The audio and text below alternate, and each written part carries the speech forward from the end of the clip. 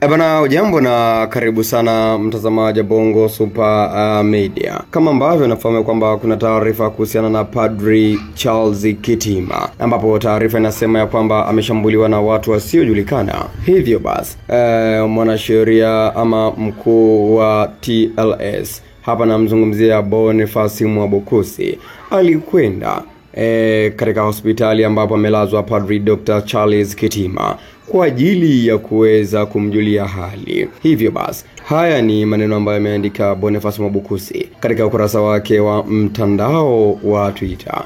Mungu ni mwema kweli, anapata nafuu. Huu ndio ujumbe wake kwetu. Hayo ni maneno kaandika. Na nukuu sasa: lazima tusimame kidete kusimamia mambo ya msingi katika taifa letu. Tusiogope kulipa gharama ya kusimama kidete kwa ajili ya haki na kutimiza wajibu wetu kwa nchi. Kila mtu atalipa bei kwa njia yake mwenyewe, na lazima tuwe tayari kwa hilo. Tunapozungumzia mageuzi ya kimsingi yanayohitajika kwa uchaguzi huru na wa haki, hatupaswi kuogopa kulipa gharama.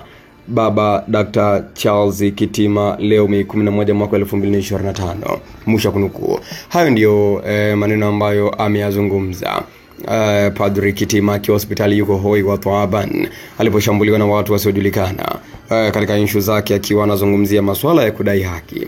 Mtazamaji Bongo Super Media, hii ni moja ya habari kubwa sana ambayo hivi sasa na trend katika mitandao mbalimbali ya kijamii kuhusiana na padri huyo. Sasa mtazamaji Bongo Super Media, wewe maoni yako ni yapi kuhusiana na hiki ambacho kimetokea padri huyo kushambuliwa?